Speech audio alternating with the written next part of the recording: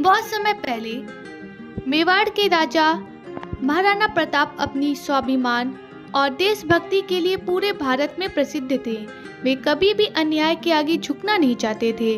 उनका सबसे प्रिय साथी था उनका घोड़ा चेतक। चेतक सिर्फ एक घोड़ा नहीं था, बल्कि महाराणा प्रताप का सबसे वफादार मित्र था। चेतक बहुत तेज, बहादुर और समझदार था।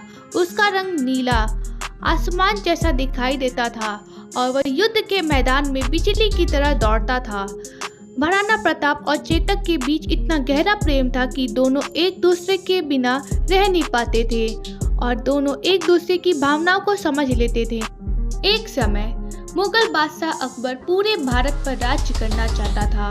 उसने कई राजाओं को अपने अधीन कर लिया था, लेकिन महाराणा प्रताप ने कभी हार नहीं मानी। उन्होंने अपने राज्य और स्वाभिमान की रक्षा के लिए युद्ध करने का फैसला किया। सन 1576 में हल्दी घाटी का भयंकर युद्ध हुआ। युद्ध के दौरान मैदान में तलवारों की आवाज गूंज उठी। हर तरफ धूल और शोर था। महाराणा प्रताप अपने चेतक पर सवार होकर दुश्मनों का सामना कर रहे थे। चेतक बहुत बहादुरी से युद्ध लड़ रहा था। वह दुश्मनों के बीच तेजी से दौड़ता और महाराणा प्रताप को सुरक्षित रखता। कहते हैं कि युद्ध के दौरान चेतक ने एक विशाल हाथी के ऊपर से छलांग लगा दी थी। यह देखकर बाकी सैनिक हैरान रह गए, लेकिन युद्ध के बीच में चेतक गंभीर रूप से घायल हो गया। उसके पैर में चोट लग चुकी थी, फिर भी उसने हार नहीं मानी। वह महाराणा प्रताप को सुरक्षित स्थान पर ले जाने के लिए लगातार दौड़ता रहा। रास्ते में एक बड़ी नदी आई। चेतक घायल था, लेकिन उसने आखिरी बार ताकत जुटाई और नदी के ऊपर से लंबी छलांग लगा दी।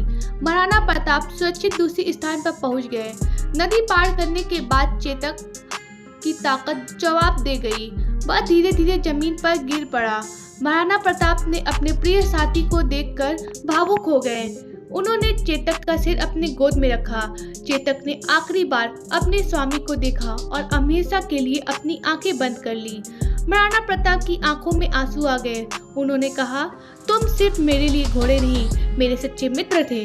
आज भी चेतक की वफादारी और वीरता की कहानी पूरे भारत में गर्व से सुनाई जाती है।